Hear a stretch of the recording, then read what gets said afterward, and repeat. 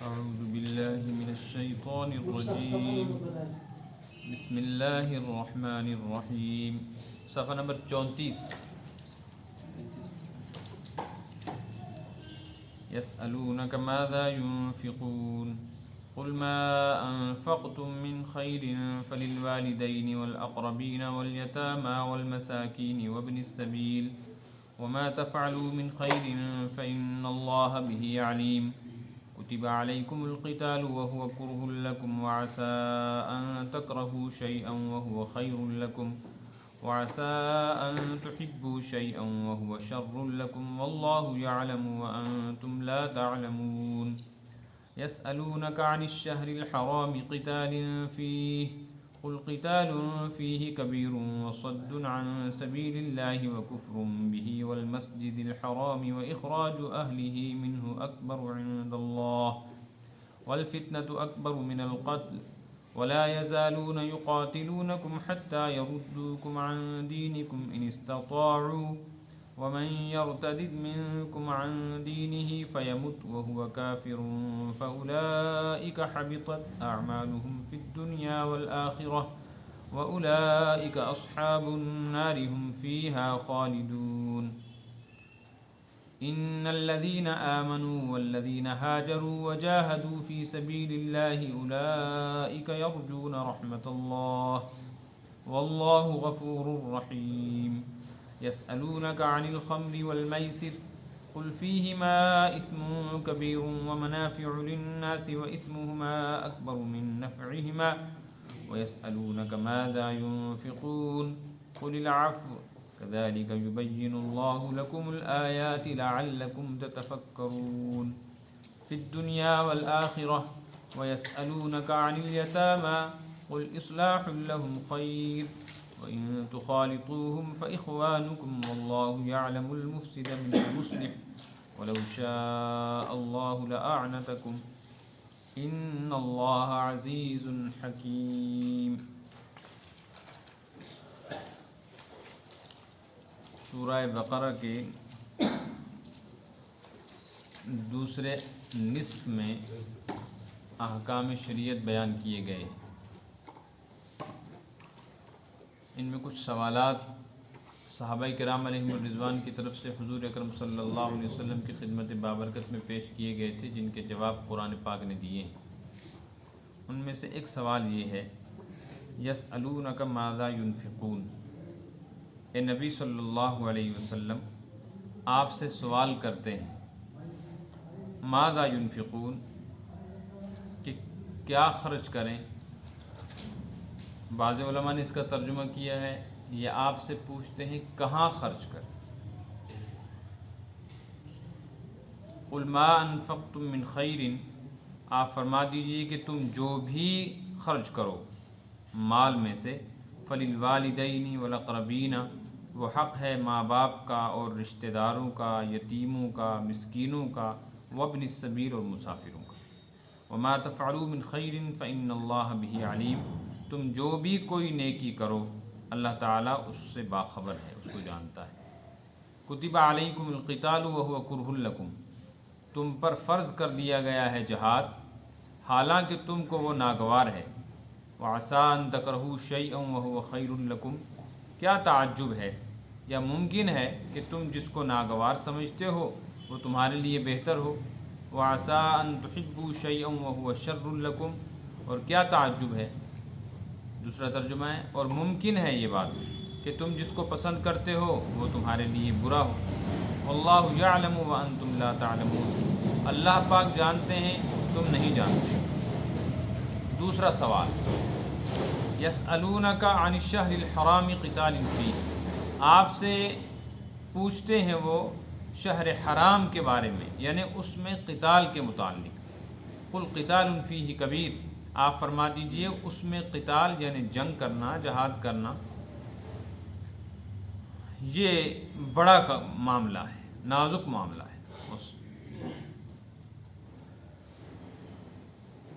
وصد عن سبیل اللہ وکفر بہ والمسجد الحرام،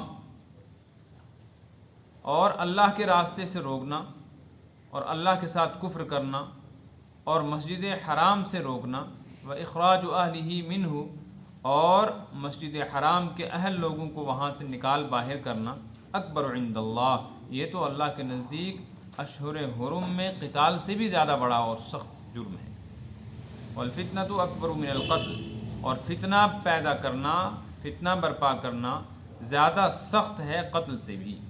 ولا یزالون یقاتلونکم حتی یردوکم عن دینکم ان استطاعوا، اور اگر وہ ان کے لیے ممکن ہو تو وہ تو مسلسل تمہارے ساتھ جنگ کرتے رہیں گے، قتال اور لڑائی کرتے رہیں گے تاکہ وہ تم کو تمہارے دین سے پھیر دیں۔ ومن یرتد منکم عن دینی، تم میں سے جو آدمی اپنے دین سے پھر جائے گا، فیمت، اور اسی حالت میں مر جائے، وہ کافر، کہ وہ کافر ہو، فاولئک حبطت اعمالہم فی الدنیا والآخرہ، تو دنیا اور آخرت میں اس کے اعمال جو اس نے کیے ہیں سب کے سب اکارت اور برباد ہو گئے۔ وَأُولَٰئِكَ أَصْحَابُ النَّارِ، وہ جہنم والے ہیں، ہم فیہا خالدون، ہمیشہ ہمیشہ اس میں رہیں گے۔ ان الذین آمنوا، جو لوگ ایمان والے ہیں، والذین ہاجروا، اور جنہوں نے ہجرت کی، وجاہدوا فی سبیل اللہ، اور اللہ کے راستے میں کوششیں کی، مجاہدے کیے، اولئک یرجون رحمت اللہ، وہی لوگ ہیں اللہ تعالیٰ کی رحمت کے صحیح حقدار اور امیدوار۔ واللہ غفور الرحیم، اللہ تعالیٰ بہت بخشنے والے ہیں، بڑے مہربان ہیں۔ یسألونک عن الخمر والمیسر، آپ سے پوچھتے ہیں یہ شراب اور قمار یعنی جوئے کے متعلق کہ جائز ہے یا ناجائز۔ قل، آپ فرما دیجئے، فیہما اثم کبیر، کہ اس میں بہت بڑا گناہ ہے، ومنافع للناس، اور لوگوں کے لیے دیکھنے میں نفع بھی ہے، واثمہما اکبر من نفعہما، اور ان کا جرم اور گناہ ان کے نفع سے زیادہ بھاری ہے۔ ویسألونک ماذا ینفقون، اور آپ سے پوچھتے ہیں کہ کتنا خرچ کریں۔ قل العفو، آپ فرما دیجئے جو طبیعت پر بوجھ نہ ہو یا ضرورت سے زیادہ ہو۔ کذالک یبین اللہ لکم الآیات لعلکم تتفکرون، ایسے ہی اللہ پاک اپنی نشانیاں تمہارے سامنے بیان کرتے ہیں تاکہ تم غور و فکر کرو، فی الدنیا والآخرت، دنیا اور آخرت کے معاملات میں۔ ویسألونک عن الیتامی، اور آپ سے یہ یتیموں کے متعلق سوال کرتے ہیں کہ ان کے جو حقوق ہم پر ہیں تو خرچ کیسے کریں۔ قل اصلاح لہم خیر، آپ فرما دیجئے کہ ان کی مصلحتوں کی رعایت کرنا بہتر ہے۔ وَإِن تُخَالِطُوهُمْ، اب اگر تم ان کے ساتھ مل جل کر زندگی گزارتے ہو، فإخوانکم، تو وہ تمہارے بھائی ہوئے۔ واللہ یعلم المفسد من المصلح، اور اللہ جانتا ہے مفسد کون ہے، مصلح کون ہے۔ وَلَوْ شَاءَ اللَّهُ لَأَعْنَتَكُمْ، اگر اللہ چاہتا تو اس سے زیادہ سختی میں تم کو ڈال دیتا۔ ان اللہ عزیز الحکیم، اللہ پاک بڑے زبردست غلبے والے، طاقت والے اور بڑی حکمت والے۔ ترجمہ ہو جانے کے بعد اب اس کا مطلب سمجھنا آسان ہے۔ جو پہلی آیت ہے اس میں انفاق کا سوال ہے۔ صحابہ کرام علیہم الرضوان نے حضور اکرم صلی اللہ علیہ وسلم سے اللہ کے راستے میں مال خرچ کرنے کے دو سوال کیے، دونوں اسی رکوع میں آ رہے ہیں۔ یسألونک ماذا ینفقون، یہی جملہ دو مرتبہ آیا ہے، اس صفحے پر آخر میں، اس صفحے پر آخر میں۔ دیکھ لیں آپ، دائیں طرف بھی ہے یسألونک ماذا ینفقون، اور اگلے صفحے میں بالکل اس کے برابر آ رہا ہے یسألونک ماذا ینفقون۔ یہ سوال ہے کہ مال میں سے اللہ تبارک و تعالیٰ نے ایک حصہ واجب کر دیا ہے جس کو ہم زکوٰۃ کہتے ہیں، یا ایسے ہی صدقۃ الفطر ہے، یا ایسے ہی قربانی کا جانور ہے، عشر ہے، اس کی مقدار شریعت نے متعین کی ہے، کتنے میں سے کتنا دینا ہے، اور یہ بھی طے کر دیا ہے اس کا مصرف کہاں ہوگا، کس پر خرچ کرنا جائز۔ یہاں جو سوال ہے اور جو جواب ہے یہ زکوٰۃ اور صدقے کے متعلق نہیں، اس کی وجہ یہ کہ زکوٰۃ صدقے کے احکامات آگے آ رہے ہیں اور پیچھے وآتوا الزکاۃ سے زکوٰۃ کا حکم دیا گیا۔ تو صحابہ کرام علیہم الرضوان اصل میں اس جگہ یہ پوچھنا چاہ رہے تھے کہ یا رسول اللہ صلی اللہ علیہ وسلم، ہم زکوٰۃ و صدقے کے بعد اگر اپنا مال خرچ کر رہے ہیں تو ہمارا نفلی مال خرچ کرنا، امداد، خیرات، لوگوں کی مدد، اس کا سب سے زیادہ حقدار کون ہے؟ اس پہ ترتیب سے یہ بات بتا دی گئی، قل اے نبی صلی اللہ علیہ وسلم، ما انفقتم من خیر، تمہارے سوال میں دو چیزیں چھپی ہوئی ہیں، ایک یہ کہ کیا خرچ کریں، دوسرا یہ کہ کہاں خرچ کریں۔ سوال سمجھ میں آیا؟ کس کو دیں اور کیا کیا دیں؟ تو فرمایا کس کو دو یہ تو تفصیل بتا رہے ہیں ہم، البتہ کیا دو گے؟ قل، آپ فرما دیجئے، ما انفقتم، جو بھی تم دے دو، جو تمہارا دل چاہے، من خیر، مال میں سے، تو تمہارے لیے بہتر ہی ہے، جتنا بھی تم دے سکو دو، تمہیں اس کا فائدہ دنیا میں بھی ملے گا، آخرت میں بھی اس کا اجر ملے گا۔ دنیا میں نفع ہوگا کہ جن پر مال خرچ کرو گے محبتیں نصیب ہوں گی، ہمدردیاں ملیں گی، انسانی ہمدردی بھی ایک ضروری حق ہے، واجب ہے۔ اور دوسری بات یہ ہے کہ تمہارا فاضل مال تمہارے پاس سے ضرور سے زائد نکلے گا تو تمہارے پاس دنیا کی جو محبت دل میں سمائی ہوئی یہ کم ہو جائے گی۔ تو اس کی کوئی حد بیان نہیں کی کہ کون سی چیز دینی ہے، کون سی چیز، جو ہمارے پاس ہے، نقد ہے، جنس ہے، کھانے کی چیز، پہننے کی چیز، پینے پلانے کی چیز، کپڑا ہے، اوڑھنا بچھونا ہے، زمین زراعت ہے، یا پیسہ ہے، سونا چاندی ہے، سلے ہوئے کپڑے ہیں، ان سلے ہیں، پہنے ہوئے ہیں یا نئے، جو بھی تمہارے پاس ہے تم خرچ کرنا چاہو، یہ تمہارے لیے دنیا میں بھی فائدہ مند، آخرت میں بھی فائدہ مند۔ دوسری بات یہ کہ کہاں خرچ کرو، تو فرمایا فللوالدین، سب سے پہلا حق ہے ماں باپ۔ اب یہاں یہ مسئلہ سن لینا چاہیے کہ زکوٰۃ ماں باپ کو دینا جائز نہیں ہے، چاہے وہ ساتھ ہوں چاہے الگ ہوں۔ ایسے ہی زکوٰۃ اپنی اولاد کو دینا جائز نہیں ہے، چاہے وہ ساتھ ہوں چاہے الگ ہوں، چاہے غریب ہوں چاہے امیر ہوں۔ جب شریعت نے اپنی اولاد اور ماں باپ کو اور بیوی کو زکوٰۃ دینے اور کھلانے سے منع کیا ہے تو اس سے یہ بات معلوم ہو گئی کہ یہ سوال زکوٰۃ کے متعلق نہیں ہے، کیونکہ یہاں ماں باپ پر خرچ کرنے کا حکم دیا جا رہا ہے۔ تو یہ وہی ہے جس کو ہم کہتے ہیں اللہ کے راستے میں اللہ کی رضا کے لیے دینا، نہ صدقہ ہے نہ یہ کوئی زکوٰۃ۔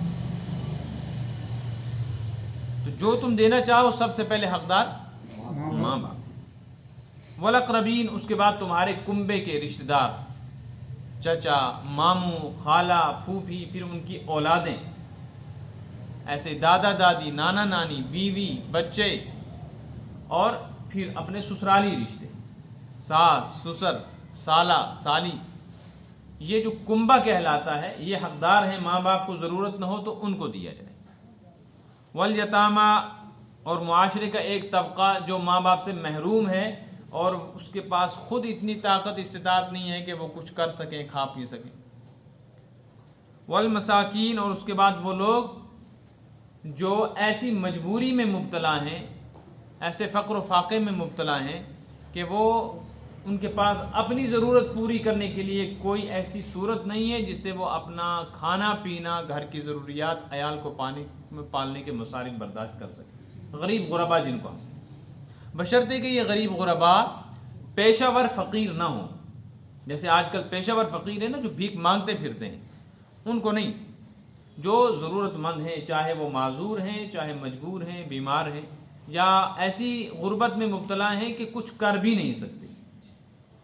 وابن السبیل، اور وہ آدمی جو سفر میں ایسی سختی اور تنگی میں پھنس گیا ہے کہ یہاں اس کے پاس خرچ کرنے کے لیے کچھ نہیں ہے اور وطن سے دور ہے، جو اس کی کوئی ہمدردی کرتا وہ بھی نہیں، تو پھر مسلمان اور انسان ہونے کے ناطے یہ حکم شریعت نے دیا ہے کہ تم انسانوں پر خرچ کرو، چاہے یہ مسلمان ہو چاہے غیر مسلم۔ زکوٰۃ غیر مسلم کو نہیں دیں گے، لیکن باقی اللہ کے راستے میں اللہ کی رضا کے لیے خرچ کرنا، بھوکے کو کھلانا، ننگے کو پہنانا، رات کو کسی کو جگہ دینا، بے گھر کو گھر بنا دینا، کسی کے بیٹے اور بیٹی کی شادی میں مدد کر دینا، یہ انسانی حق ہے، چاہے وہ مسلمان ہو یا غیر مسلم۔ وما تفعلوا من خیر، اور تم جو بھی خیر کا کام کرو، خیر سے مراد یہاں بعض مفسرین کے نزدیک ہر نیکی ہے، چاہے وہ جسمانی بدنی ہو چاہے مالی ہو، یعنی تم کوئی نیکی کرو، نماز روزے کی، ذکر تلاوت کی، جہاد کی، یا تم کوئی نیکی کرو اللہ کے راستے میں مال خرچ کرنے کی، خیر سے دونوں چیزیں مراد ہیں۔ فإن اللہ بھی علیم، تو اللہ اس کو جانتے ہیں، جب جانتے ہیں تو تمہارے عمل کا تم کو ضرور اجر دیں گے، ضائع نہیں کریں۔ ایک بات یہاں یہ بھی سمجھ لینی چاہیے کہ قرآن پاک میں بہت ساری جگہ فضل اور خیر سے مال مراد ہے۔ فضل بولا ہے اور مراد کیا ہے؟ خیر بولا ہے اور مراد مال ہے۔ مال کو فضل اور خیر کہا ہے قرآن نے، اس سے ایک بات معلوم ہو گئی کہ مال خرچ کرنے سے بہت سارے خیر کے کام وجود میں آتے ہیں، مسجدیں بنتی ہیں، مدرسے بنتے ہیں، غریبوں کی مدد ہوتی ہے۔ یہ ایک محمود کام ہے، یعنی اچھا کام ہے جس کی شریعت نے اجازت ہی نہیں دی بلکہ اس کی ترغیب بھی دی ہے، اور ساتھ ساتھ جو غریب غربا لوگ ہیں ان کا ہم پر یہ حق واجب بھی ہے۔ لیکن یہ تب ہے خیر جب یہ حلال ہو اور جائز حدود میں خرچ کیا جائے۔ اگر یہ حلال نہ ہو اور آدمی اس کو اچھے کام میں خرچ کرے تو بھی یہ مال خیر نہیں ہے، پھر یہ مال شر۔ رشوت کا پیسہ لے کر مسجد بنا دی تو کام تو خیر کا کیا لیکن آمدنی کا ذریعہ حرام تھا، تو اس مال کو مال خیر نہیں کہیں گے، اس کو کہیں گے شر۔ قرآن نے خیر کہہ کر اور فضل کہہ کر جہاں بھی تعبیر کیا ہے نا مال کو، اس سے اس طرف اشارہ کر دیا کہ فضیلت والا مال اور خیر والا مال ہی مومن کے پاس ہونا چاہیے، حرام نہیں ہونا چاہیے۔ اگر حرام ہوگا پھر تو وبال ہی وبال ہے، اپنے اوپر خرچ کرے گا تب بھی، اور کہیں دین کے کام پہ خرچ کرے تب بھی وبال ہی وبال۔ اس سوال کا جواب مکمل ہو گیا۔ کتب علیکم القتال، چونکہ پیچھے جہاد کے احکامات آئے تھے، آپ کو یاد ہوگا 3-4 رکوع پہلے، وقاتلوا فی سبیل اللہ الذین یقاتلونکم ولا تعتدوا، اللہ تعالیٰ نے فرمایا تھا تم اللہ کے راستے میں قتال کرو، جہاد کرو، جو لوگ تمہارے ساتھ جنگ جاری رکھتے ہیں تم ان کے ساتھ جنگ کرو، جو تم پر حملہ کرتے ہیں تم اپنا دفاع کرو، کیونکہ جہاد انسانی طبیعت پر بوجھ ہے، اس میں مال بھی چھوٹ جاتا ہے، گھر بار بھی چھوٹ جاتا ہے، اور بعض مرتبہ جان بھی چلی جاتی ہے۔ تو جب جہاد کے احکامات آئے تو سب سے پہلے اس کے مخاطب حضرات صحابہ کرام علیہم الرضوان تھے، اور یہ وہ لوگ تھے جو اپنی جان مال کو اللہ کے رسول صلی اللہ علیہ وسلم کے اشارے پر قربان کرنا اپنی خوش قسمتی سمجھتے تھے۔ لیکن یہ جو آیت ہے اس سے پتہ چل رہا ہے کتب علیکم القتال، تم پر جہاد فرض کیا گیا، تمہارے بارے میں فیصلہ کر دیا گیا، لکھ دیا گیا کہ تم کو جہاد بھی کرنا پڑے گا جب ضرورت آئے گی۔ ایک جہاد یہ ہے کہ مال خرچ کرو، یہ بھی طبیعت پر بوجھ ہے، مجاہدہ ہے، اس میں محنت ہے، اور ایک یہ ہے کہ کسی وقت تم کو جان بھی دینی پڑے، اور جان دینے کے لیے میدان میں اتر جانا کرہ لکم، تمہارے لیے اس میں ناگواری ہے۔ کیا صحابہ کو ناگواری ہو سکتی تھی؟ یہ خطاب کس کو ہے؟ بظاہر انہی کو ہے۔ اس لیے بعض مفسرین فرماتے ہیں کہ یہ خطاب صحابہ کو نہیں ہے، کس کو ہے؟ امت کو، اس لیے کہ صحابہ کے لیے تو یہ ممکن ہی نہیں تھا کہ جہاد کا حکم آتا پھر ان کو کچھ طبیعت پہ بوجھ محسوس ہوتا، وہ تو تلاش میں رہتے تھے کہ کہیں حکم ہو اور ہم جان دیں۔ اکثر مفسرین فرماتے نہیں، یہ حکم صحابہ کرام علیہم الرضوان کو ہی ہے، اور ناگواری کا مطلب یہ ہے کہ کوئی چیز طبیعت پر 2 بنیادوں پر بھاری ہوتی ہے، یعنی کسی چیز کی کراہیت، نفرت، اور طبیعت پر کسی چیز کا بوجھ اس وجہ سے ہوتا ہے کہ شریعت نے اس کا حکم کیوں دے دیا۔ یہ چیز صحابہ میں نہیں تھی، اس کو کہتے ہیں کراہت شرعی، شریعت نے اس کو حکم دیا ہے اس چیز کا، لیکن طبیعت پر بوجھ ہے، یہ شریعت کے حکم کو اپنے اوپر بوجھ سمجھ رہا ہے۔ یہ تو بعض مرتبہ انسان کو کافر بنا دے گا، جیسے نماز پڑھ رہا آدمی اور نماز پڑھتا ہے کہتے شریعت نے کیوں یہ نمازیں فرض کی ہیں، اگر نہیں کی ہوتی فرض تو ایسے ہی ٹھیک تھا، یہ تو کفر کے قریب پہنچ جائے گا۔ دوسری ہے طبعی ناگواری، کہ طبیعت انسان کی ہے کہ ہر انسان آرام چاہتا ہے، تو طبیعت پر ناگوار کوئی چیز ہو سکتی ہے، گو دل سے وہ اس کو اچھا سمجھتا ہو۔ جیسے نماز کا عادی آدمی سردی میں اٹھتا ہے تو سردی تو اس کو بھی لگتی ہے نا، وہ بھی چاہتا ہے گرم پانی ہو، وہ بھی چاہتا ہے کہ میں تھوڑی دیر سویا رہوں۔ ایسا ہی میدان جہاد میں مجاہد جب اترتا ہے تو جان کا ڈر تو اس کو بھی فطرت ہے انسان کی۔ بڑے سے بڑا بہادر آدمی بھی سانپ کا نام سن کے، زہر کا نام سن کے، شیر کا اور ریچھ کتے کا نام سن کے ڈر جاتا ہے۔ تو صحابہ کرام علیہم الرضوان اگر مخاطب ہیں اس کے، تو مطلب یہ ہے کہ اے اللہ کے رسول صلی اللہ علیہ وسلم کے ساتھیوں، جہاد کا حکم دیا گیا ہے، اگرچہ یہ طبیعت پر ایک بھاری عمل ہے، انسانی طبیعت آرام چاہتی ہے، جینا چاہتا ہے انسان، مرنا نہیں چاہتا.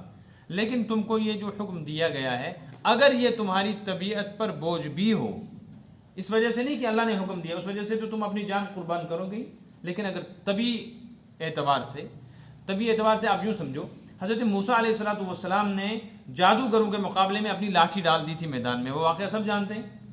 تو وہ لاٹھی کیا بن گئی؟ جس لاٹھی پھینکنے والا کون تھا؟ حضرت موسیٰ. لاٹھی کس کی تھی؟ حضرت موسیٰ کی. حکم کس کا تھا؟ اور ان کو معلوم تھا کہ یہ جادوگر ہیں، ان جادوگروں کے جادو کو ختم کرنے کے لیے میرے ہاتھ کی لکڑی خود سانپ بنی ہے، یہ حقیقت میں سانپ نہیں ہے، یہ سانپ نہیں. جیسے ان جادوگروں کے پھینکے ہوئے جال، ان کے لکڑیاں اور ان کی لاٹھیاں اور ان کی رسیاں سانپ نہیں ہیں، ان جادو سے سانپ دکھا رہے ہیں. یہ حقیقت میں یہ سانپ، لیکن حقیقت نہیں بدلتی ہے. پتھر کب انسان بنے گا؟ ممکن ہے؟ یہ نہیں ممکن. مٹی کب سونا بن جائے گی؟ یہ ممکن نہیں ہے. تو یہ بھی ممکن نہیں ہے کہ لکڑی سانپ بن جائے. لیکن حضرت موسیٰ علیہ السلام نے جب لاٹھی پھینکی، اس لاٹھی نے جادوگروں کے سارے پھیلے ہوئے سانپوں کو کھا لیا اور پورا میدان صاف ہو. بعض روایت میں لکھا ہے 6 لاکھ جادوگر تھے. کتنے؟ 6 لاکھ جادوگر. اب 6 لاکھ جادوگروں نے اگر 10 ہی پھینکے ہوں گے تو کوئی 60 لاکھ سانپ کھا گیا حضرت موسیٰ علیہ السلام کا عصا. اب جب وہ عصا سانپ کھا کر واپس آیا تو حضرت موسیٰ جانتے تھے کہ یہ میری لاٹھی ہے اور میری طرف، تو جیسے ہی میرے قریب آئے گی میں اس کو پکڑوں گا، یہ پھر لکڑی بن جائے گی. لیکن حضرت موسیٰ علیہ السلام نے جب اس لاٹھی کو اپنی طرف آتے دیکھا، قرآن کہتا ہے حضرت موسیٰ گھبرا کر بھاگ گئے کہ یہ ان کو کھا کر اب میری طرف آیا ہے تو پتہ نہیں اب مجھ پر حملہ. تو اللہ تعالیٰ نے فرمایا یا موسیٰ لا تخف، موسیٰ تم بھی ڈرتے ہو، اپنے ہاتھ سے لاٹھی پھینکی، اسی کو سانپ سمجھنے لگے. ڈریے مت. انی لا اخاف لدی المرسلون، میرے پاس میرے رسول ڈرا نہیں کرتے. تو یہ جو حضرت موسیٰ ڈرے تھے، کیا یہ نبوت کے شان کے خلاف تھا؟ کیا وہ موت سے ڈرتے تھے؟ ان کو تو معلوم تھا کہ میں وہ ہوں کہ میری وجہ سے کتنے اللہ کے بندے جنت میں جائیں گے. اصل میں انسان کی طبیعت پر ہی یہ چیزیں بھاری ہیں، فطرت ہے انسان کی کہ وہ ان چیزوں کو پسند نہیں کرتا. تو فرمایا کہ ہو سکتا ہے تم پر یہ چیز بھاری ہو، لیکن ایک بات یاد رکھو، عسیٰ ان تکرہوا شیئا وہو خیر لکم. اس میں کوئی تعجب نہیں کرنا چاہیے کہ بہت ساری چیزیں ایسی ہیں جسے انسان پسند نہیں کرتا مگر اس میں بھلائی ہوتی ہے. دوائی کون پسند کرتا ہے؟ کڑوی دوائی. لیکن کھاتا ہے انسان کہ اس میں اس کے لیے صحت. جسم کون کٹوانا چاہتا ہے؟ کوئی بھی نہیں. لیکن اس لیے کٹواتا ہے ڈاکٹر سے کہ اس کی وجہ سے بیماری ٹھیک ہو جائے. اس برائی میں خیر چھپی ہوئی ہے. وَعَسَىٰ أَن تُحِبُّوا شَيْئًا وَهُوَ شَرٌّ لَكُمْ، اور ایسا ہی ممکن ہے کہ تم جس چیز کو پسند کرتے ہو اس میں تمہارے لیے برائی ہے. ایسے بہت سارے حالات ہیں. یہ کوئی اصول اور قاعدہ کلیہ نہیں ہے جو قرآن نے یہ بیان کیا نا کہ ہر طبیعت پر جو ناگوار چیز ہوگی اس میں خیر ہی ہے. اب کوئی انسان یہ سوچ لے کہ قرآن نے تو کہا ہے کہ جس چیز میں تمہیں ناگواری لگتی ہو اس میں تمہارے لیے خیر ہے، تو جتنی بھی ناگوار چیز ہیں جو میری طبیعت نہیں چاہتی وہ سب کرنی چاہیے. لہٰذا زہر بھی کھانا چاہیے، اس لیے کہ زہر کھانے میں طبیعت تیار نہیں ہے. یہ کوئی اصولی قاعدہ نہیں ہے. عمومی بات ایسی ہے کہ ضروری نہیں ہے انسان جس چیز کو پسند کرتا ہے اس میں نفع ہو، جس چیز کو ناگوار کرتا سمجھتا ہے اس میں نقصان ہو. یہ ضروری نہیں ہے. یہ بھی ممکن ہے کہ جس چیز کو تم پسند کرتے ہو اس میں تمہارے لیے شر ہو. انسان کتنی مرتبہ بڑے خوشی کے ساتھ اللہ اور لشکر کے ساتھ دلہن لینے کے لیے جاتا ہے کہ اس کی وجہ سے میرا گھر آباد ہوگا اور نسلیں چلیں گی، اور کچھ دنوں کے بعد اسی عورت کی وجہ سے اس کا گھر اجڑ جاتا ہے. مال انسان جمع کرتا ہے اسی وجہ سے، لیکن کچھ عرصے کے بعد یہی مال اس کی ہلاکت اور تباہی کا ذریعہ بن جاتا ہے. انسان دوائی کھاتا ہے اپنی راحت آرام کے لیے، لیکن یہی دوائی بعض مرتبہ زہر بن جاتی ہے. لہٰذا اے ایمان والو، اگر تم پر شریعت نے کوئی ایسا حکم لاگو کیا ہے جو طبیعت کے خلاف ہے تو تم اس کو کر بیٹھو، اس لیے کہ تم سے مطالبہ صرف عمل کرنے کا ہے. باقی رہ گیا نفع نقصان، وہ اللہ کے حکم میں چھپا ہوا ہے. تمہاری طبیعتیں نفع نقصان کو نہیں سمجھ سکتی. ایسا ہی مال کا مسئلہ ہے کہ مال خرچ کرنا ہے تو یہ نہ دیکھو میری طبیعت کہاں خرچ کرنے کو چاہتی ہے. ممکن ہے جس جگہ تم خرچ کرنا چاہتے ہو یہاں تمہارے لیے نقصان ہو. اس لیے اللہ تعالیٰ نے جو مصارف بیان کر دیے ان جگہوں میں خرچ کرو. واللہ یعلم، اللہ تعالیٰ حکمت جانتا ہے. وانتم لا تعلمون، تم حکمت لہٰذا مسلمانوں کے لیے اس سے ایک اصولی بات سمجھ میں آ گئی کہ ہر چیز میں مسلمان حکمت نہ تلاش کریں. مولوی صاحب نماز 5 ہی کیوں پڑھنی، مولوی صاحب روزے 30 ہی کیوں رکھنے، مولوی صاحب ظہر میں کیوں نہیں ہوتی ہے زور سے تلاوت، مغرب میں کیوں زور سے تلاوت ہوتی، مولوی صاحب قربانی کے لیے اور عقیقے کے لیے 1 سال کا جانور ہونا کیوں ضروری ہے. ہر چیز کی حکمت اور وجہ نہ پوچھا کرو، بس شریعت کا حکم ہے اس پر عمل کر لو. سمجھ میں آ جائے وجہ تو اللہ کو شکر ہے، نہ سمجھ میں آئے تو ہمارا کام ہے عمل کرنا. یسألونک عن الشہر الحرام قتال فیہ، چونکہ قتال کا جہاد کا ذکر آیا اس لیے اے نبی صلی اللہ علیہ وسلم آپ سے یہ صحابہ سوال کرتے ہیں شہر حرام کے متعلق. شہر حرام کے متعلق سوال کرنے کا کیا مطلب ہے؟ قتال فیہ، کہ شہر حرام میں قتال کرنا جائز ہے یا ناجائز. اس آیت کا پس منظر بھی سمجھ لیں اور شہر حرام بھی سمجھ لیں. شہر کہتے ہیں مہینے کو، اشہر منے بہت سارے مہینے، حرام کہتے ہیں عزت کو، احترام کو، اور حرم کا، حرمات کا مطلب ہے بہت ساری عزتیں. تو اشہر حرم کا مطلب ہوگا عزت والے مہینے.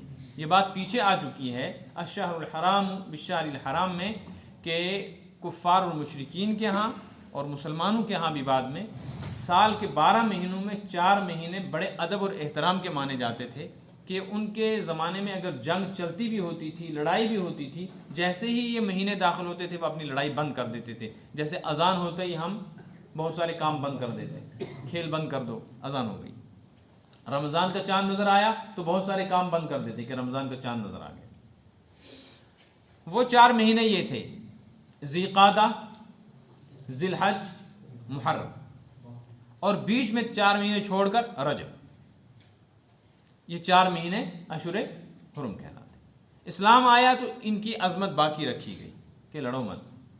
ایک مرتبہ ایسا واقعہ ہوا، مدینہ منورہ ہجرت کر لینے کے تقریباً 1.25 سال 1.5 سال کے بعد صحابہ کرام علیہم الرضوان کی ایک جماعت کہیں سفر میں جا رہی تھی. اچانک کافروں اور مشرکوں کی ایک جماعت ان سے ٹکرا گئی تو ان کی لڑائی ہو گئی. لڑائی ہوئی اور کافروں کا ایک آدمی اس لڑائی میں مارا گیا. انہوں نے اب مسلمانوں سے بدلہ لینے کی کوشش کی. اس میں کافروں کو ایک چیز ہاتھ آ گئی. یہ گئے، انہوں نے جا کر ہنگامہ کیا کہ دیکھو دیکھو محمد صلی اللہ علیہ وسلم کے ماننے والوں نے کیا کیا. اب وہ عزت کے مہینے بھی ان کے ہاں عزت کے مہینے نہیں رہے. انہوں نے ماہ رجب میں جنگ کر کے ایک آدمی کو قتل کر دیا.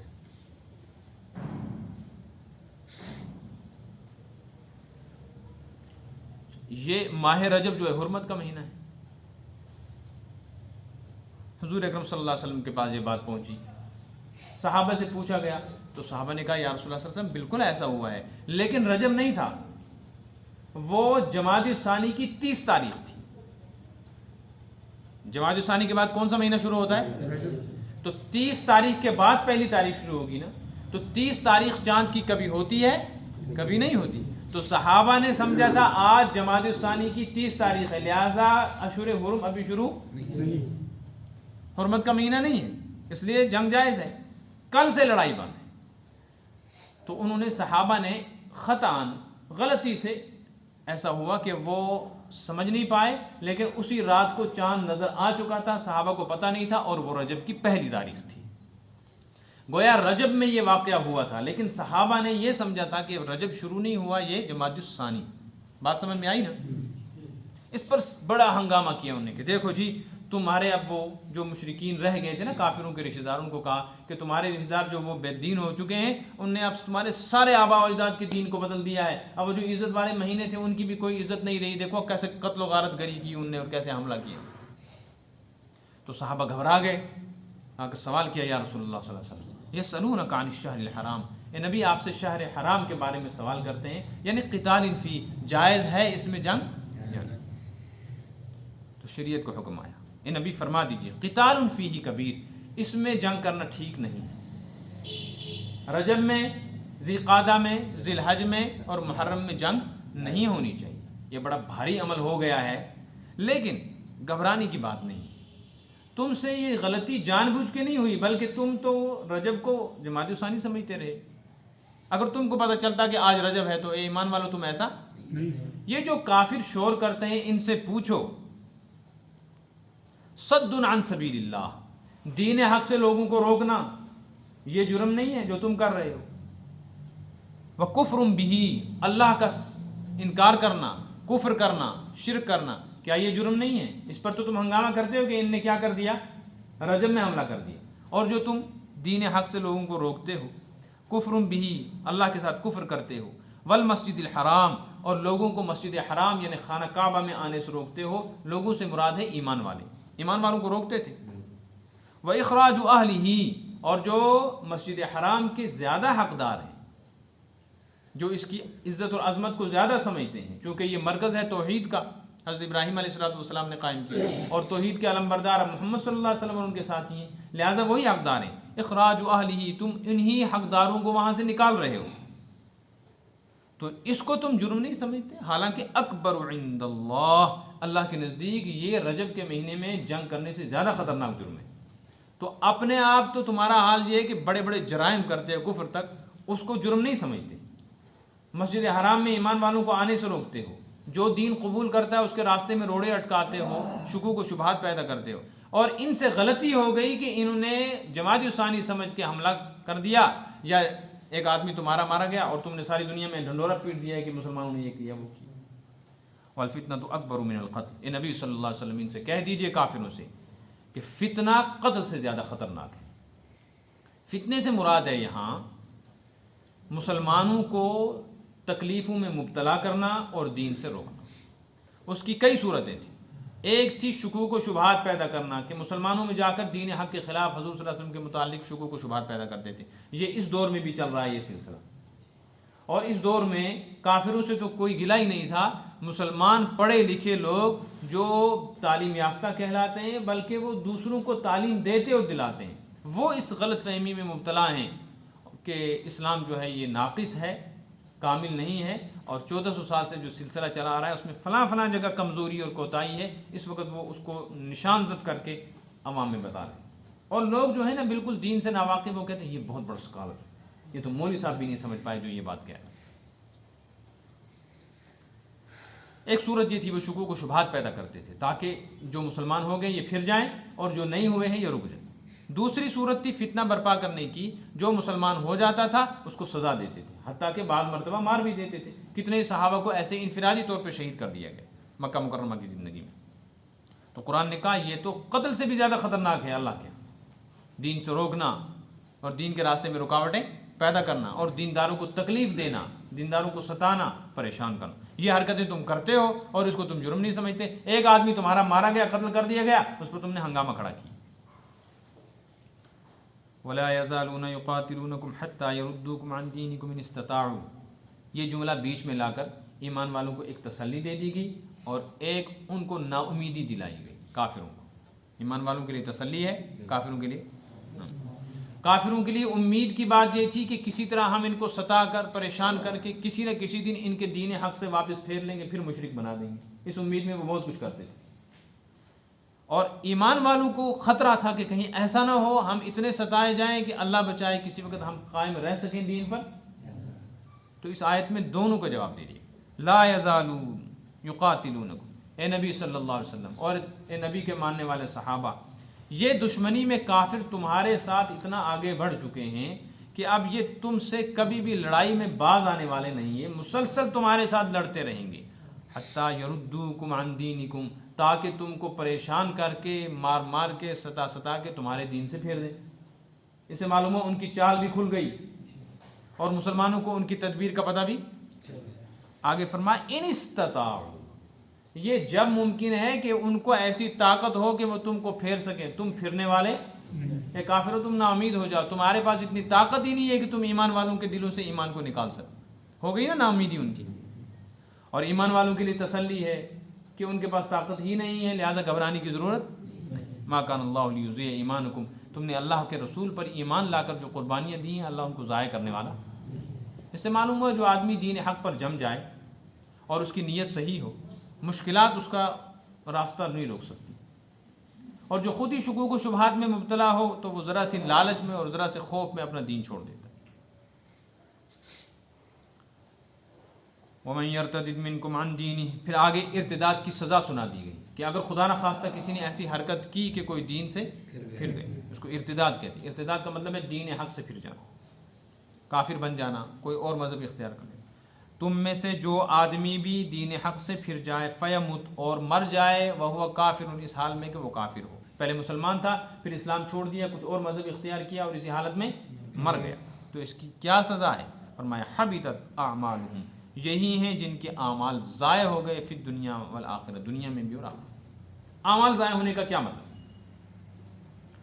اعمال ضائع ہونے کا مطلب یہ کہ آخرت میں ان کو کوئی اجر نہیں ملے گا۔ ان نے حالت ایمان میں جو نیکیاں کی تھی، روزے رکھے تھے، سجدے کیے تھے، نمازیں پڑھی تھی، قرآن کی تلاوت، یتیموں غریبوں کی مدد، مال خرچ کیا تھا، یا کبھی جہاد بھی کیا تھا، حج بھی کیا تھا، اگر خدا نہ خواستہ اتنی نیکیوں کے باوجود یہ آدمی کافر بن جائے تو آخرت میں جو پیچھے اس نے اعمال کیے تھے نا، وہ اعمال آئیں گے ضرور، پیش تو کیے جائیں گے، عرض اعمال تو ہوگا قیامت میں کہ اس نے زندگی میں کیا کیا، وہ اعمال سامنے آئیں گے، لیکن اس کو ان اعمال کا اجر نہیں ملے گا، ضائع ہو گئے، فائدہ مال منڈی میں پہنچا لیکن قیمت نہیں ملی، تو حسرت بڑھ جائے گی ان کی کہ ایک تو وہ تھا جس نے کچھ کیا ہی نہیں، وہ جہنم میں جا رہا ہے، میں نے تو اتنا کچھ کیا تھا لیکن یہ سب ضائع ہو گیا اس لیے کہ کفر اختیار کیا۔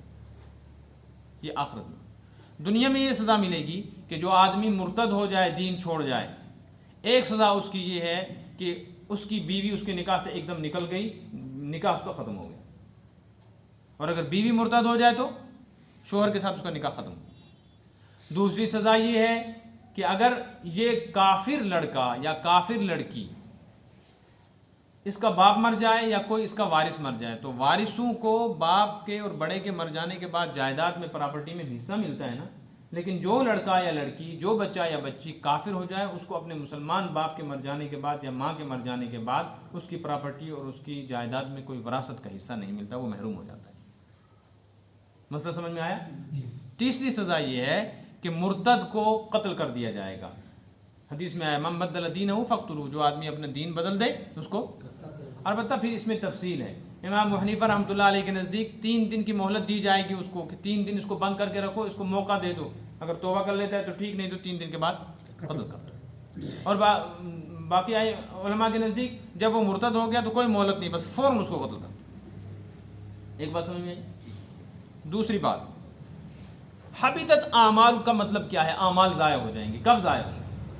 امام ابو حنیفہ رحمۃ اللہ علیہ اور جمہور علماء فرماتے ہیں کہ جب کوئی آدمی خدا نہ خواستہ مسلمان کفر اختیار کر لے، چاہے وہ زبانی کرے یا دل سے، جب وہ کافر ہو جائے تو جیسے ہی وہ کافر ہوا، بس کافر ہوتے ہی پچھلے سارے اعمال اس کے ضائع ہو گئے۔ اگر نئے سر سے اس نے کلمہ پڑھا تو بھی اس کے پچھلے عملوں کا اس کو کوئی اجر نہیں ملے گا، حتیٰ کہ اگر اس نے حج کیا تھا، حج فرض ہوا تھا، اب دوبارہ مالدار ہوا تو حج کتنی مرتبہ فرض زندگی میں؟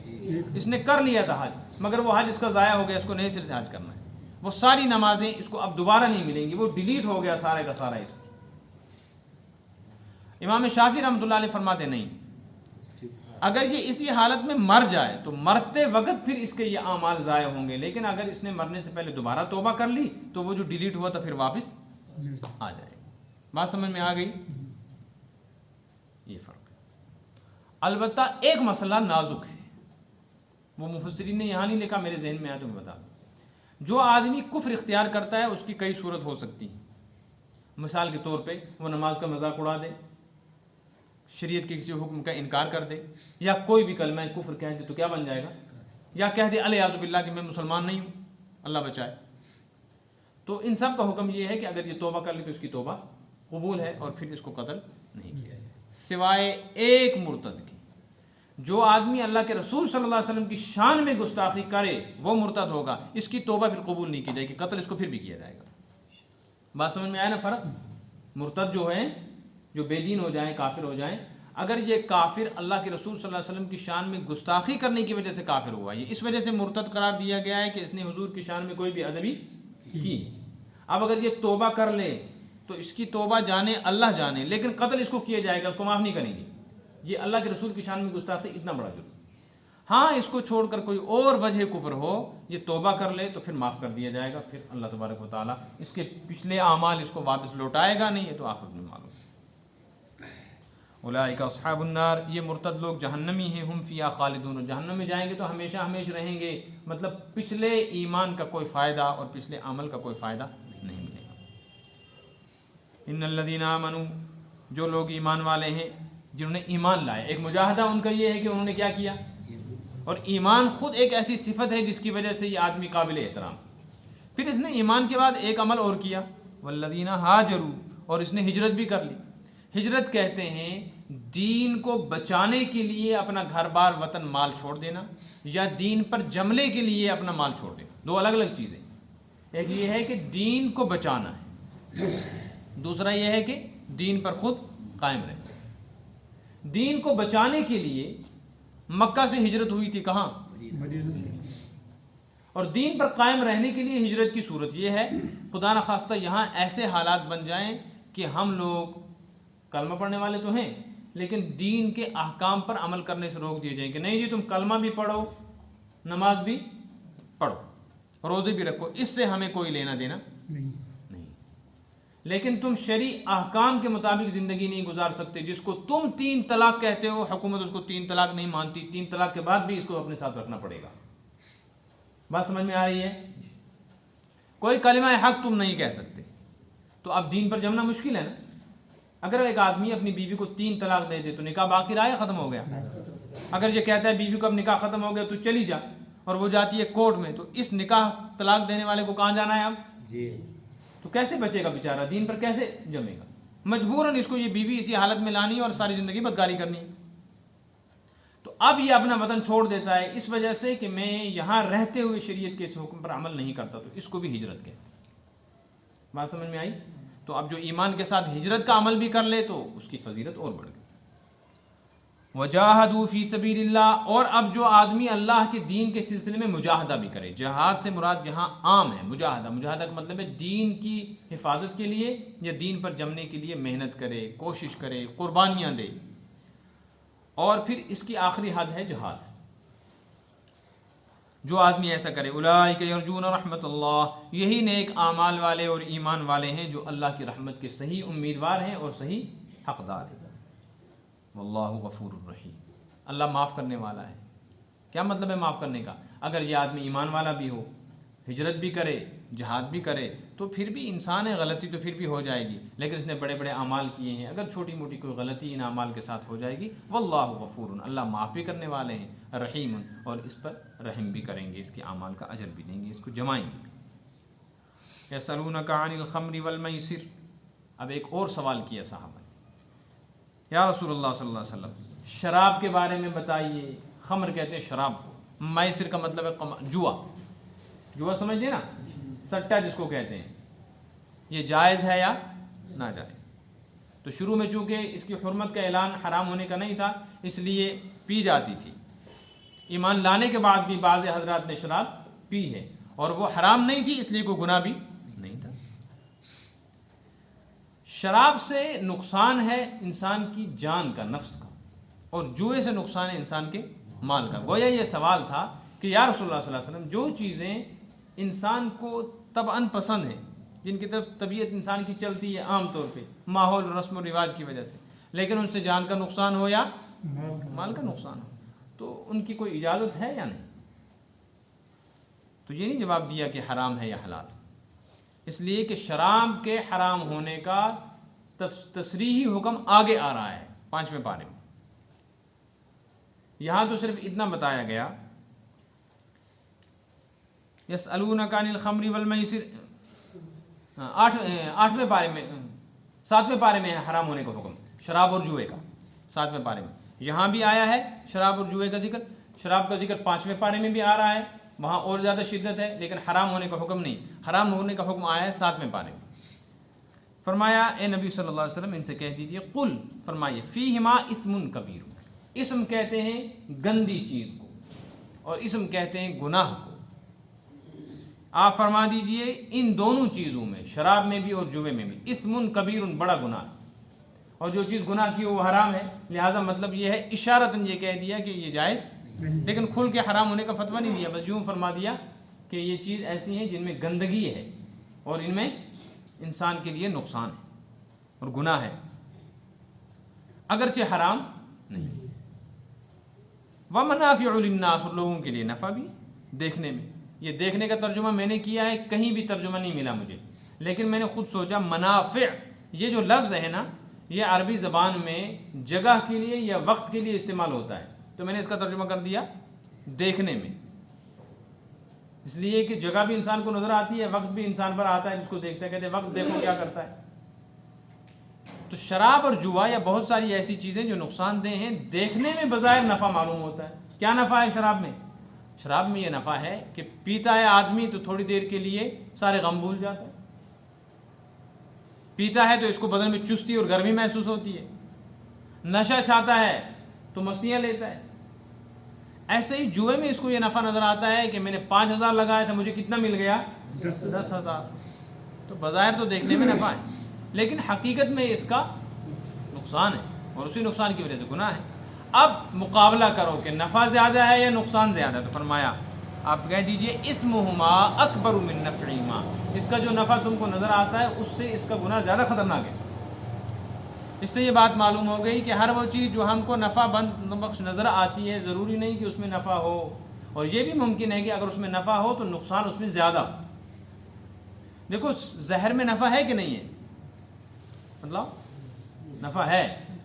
ایک آدمی ایسی بیماری میں مبتلا ہے کہ چیخ پکار ہے، تڑپ رہا ہے، اور ڈاکٹر کہتے ہیں کہ اس کے درد کو روکنے کے لیے ہمارے پاس کوئی دوا نہیں. بظاہر اس آدمی کی عمر ایسی ہے کہ ابھی مرنے کے حالات بھی نہیں.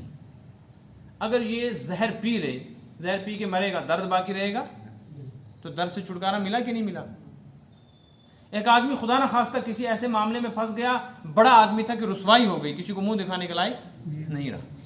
شراب پیے گا تو یہ زہر پیے گا تو سلسلہ ختم ہو جائے گا نا، اب تو کہیں ذلت نہیں.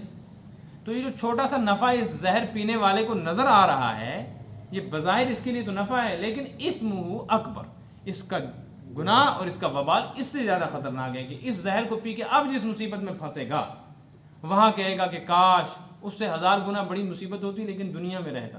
اس لیے کہ حدیث میں ہے جو آدمی زہر کھا کے یا کسی اور طریقے سے اپنے آپ کو مار دے، خودکشی کر لے، تو جو صورت اس نے خودکشی کی اختیار کی ہے آخر قیامت تک اس کے ساتھ یہی معاملہ کیا جائے گا. اگر کسی نے زہر پیا ہے تو بس قیامت تک اس کو وہاں کا زہر پلایا جائے گا، جہنم کا. اگر کسی نے گلا کاٹا ہے اپنا، پھانسی دی ہے، تو بس فرشتے اس کو وہی گلا کاٹ دیں گے اور پھانسی پہ چڑھائے رکھیں گے وہاں. تو وہاں کہے گا کہ کاش دنیا کی وہ تختی اٹھائی ہوتی، اس مصیبت سے بچ جاتا. تو اب جب مقابلہ کریں گے تب پتہ چلے گا کہ شریعت نے جن چیزوں سے منع کیا ہے وہ خطرات اور ان کا نقصان زیادہ ہے. وَيَسْأَلُونَكَ مَاذَا يُنْفِقُونَ، ایک سوال اور آپ سے یہ کرتے ہیں کہ ہم کتنا خرچ کریں، ہم کتنا، مقدار کیا ہو خرچ کرنے کی، آدھا، 1/3، 1/4، سارا. پہلا سوال تھا کیا خرچ کریں اور کہاں کہاں. اب یہ سوال آ رہا ہے کہ ہم کتنا خرچ کریں. یہ زکوٰۃ کے متعلق نہیں ہے، اس لیے کہ زکوٰۃ کی شریعت نے آج پہلے بیان کر دی کہ وہ 1/40 کرنا ہے، 2.5%، 100 میں 2.5. اس لیے زکوٰۃ مراد نہیں ہے بلکہ نفلی صدقہ اور خیرات مراد ہے. اللہ کے راستے میں اللہ کی رضا کے لیے مال خرچ کرنا، زکوٰۃ، صدقہ فطر، قربانی وغیرہ کے علاوہ. تو کتنا خرچ کریں؟ قل العفو، اللہ نے فرمایا اے نبی آپ فرما دیجئے کہ عفو کو خرچ کرو. کس کو خرچ کرو؟ عفو کس کو کہتے ہیں؟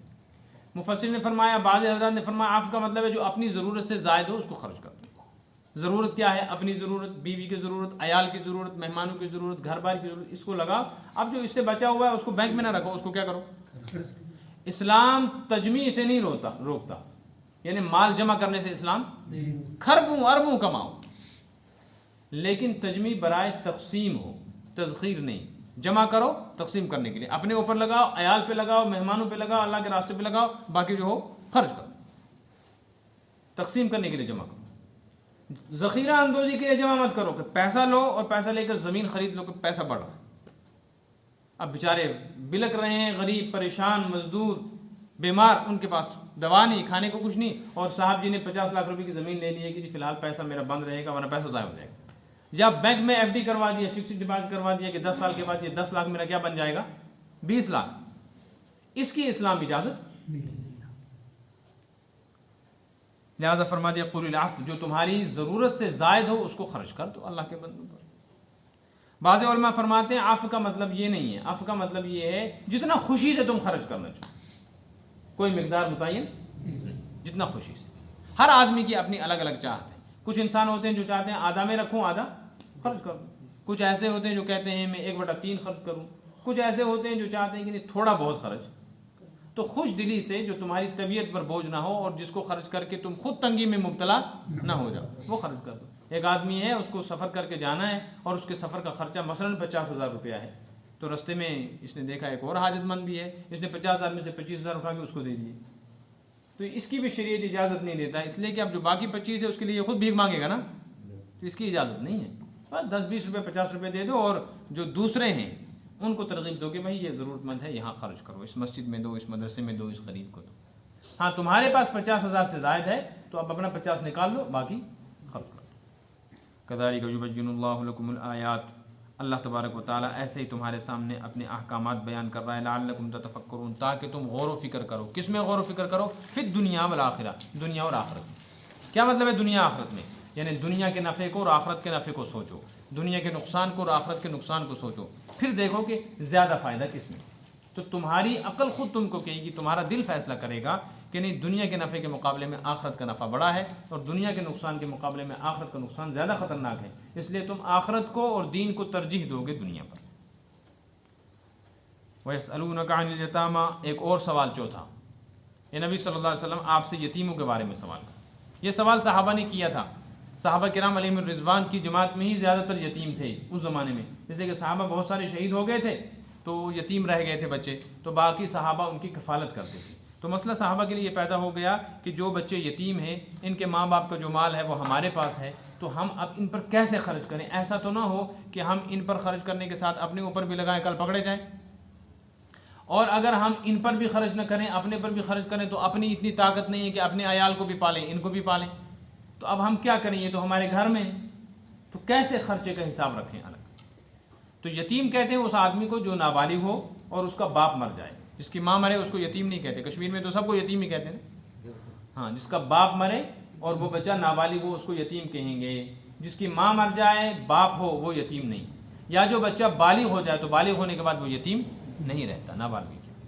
ایسے بچے اگر کسی سوسائٹی میں کسی گھر میں ہوں، اب تو یتیم ٹرسٹوں کا اور یتیم خانوں کا رواج ہو گیا نا، وہ پسندیدہ نہیں ہے، اسلام کی جو طبیعت ہے، اسلام کا جو مزاج ہے اس کے بالکل خلاف ہے، اس لیے کہ نہ ان کو ہمدردی ملتی ہے نہ ان کی صحیح تربیت ہو پاتی ہے، اور وہ ہمیشہ کے لیے ان کے اوپر یتیمی کا ایک ایسا داغ ہے، وہ احساس کمتری کا شکار رہتے ہیں سوسائٹی میں۔ یتیموں کو اپنے گھر میں رکھ کر پالنے کا مقصد ہی اصل میں یہ تھا کہ ان کو کل احساس ہی نہ ہو کہ ہم بغیر باپ کے ہیں یا باپ والے ہیں، تمہارے بچوں کی طرح رہیں، لیکن اب وہ ایک صورت عجیب و غریب بن گئی ہے، اللہ رحم کرے۔ اور کوئی ایسا نہیں ہے جو سمجھائے ان یتیم خانے والوں کو کہ تم بہت اچھا کام کر رہے ہو، لیکن جو تم نے طریقہ اختیار کیا یہ غلط ہے۔ تم یتیموں کو اس طرح پالو کہ یتیم گھروں کا پتہ کرو، ان کے والی اور سرپرستوں کو، چچا کو نگرانی تم کرو، اس بچی اور بچے کی خرچہ ہم دیں، شادی کے اخراجات ہم اٹھائیں گے، تعلیمی اخراجات ہم اٹھائیں گے، ان کو یتیم خانوں میں لا کر بند مت کرو، اس سے ان یتیم بچوں اور بچوں کی تربیت کا مسئلہ وہ ختم ہو گیا۔ جب وہ بڑے ہو جائیں گے تو ان کو پتہ چلے گا نا کہ ہمارے ماں باپ کے مر جانے کے بعد ہمارے چاچا نے ہم کو نہیں پالا، ہم کو کس نے پالا ہے؟ چیئرمین صاحب نے، تو اس کے دل میں چاچا کی ہمدردی ہوگی کہ چیئرمین کی ہوگی؟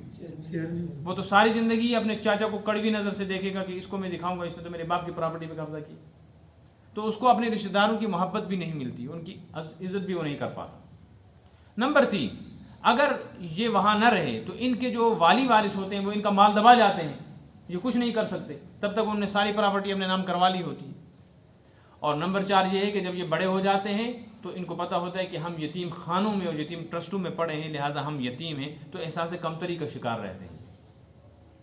اور اس سے بڑی پریشانی یہ کہ اگر یہ کل کسی عہدے پر پہنچ جائے تو یہ انسانی ہمدردی سے بالکل خالی ہوتا ہے، اس کے ذہن میں ایک آدمی کی ہمدردی ہے جو اس کے یتیم ٹرسٹ کا چیئرمین ہے، باقی جہاں سے بھی کوئی آئے یہ سوچتا ہے میرے باپ کی پراپرٹی لوگوں نے لوٹی، اب جس کو بھی آئے گا اس کو لوٹنے کی کوشش کرے گا۔ تو ایسے لوگ پیدا ہو جائیں گے معاشرے میں جو تباہی اور بربادی کا ذریعہ بنیں گے اور فساد پھیلے گا۔ تو صحابہ نے یہ سوال کیا تھا، اس پر جواب فرمایا قل، اے نبی ان سے فرما دیجئے کہ خرچ کیسے کرو، کتنا کرو، یہ مسئلہ نہیں، مسئلہ یہ ہے کہ تم ان کے ساتھ ایسا سلوک کرو کہ ان کا نقصان نہ، تربیت بھی صحیح ہو اور ان کا مال بھی محفوظ رہے۔ قل اصلاح لہم خیر، آپ فرما دیجئے کہ ان کی مصلحتوں کی رعایت کیا کرو، بس یہ بہتر ہے۔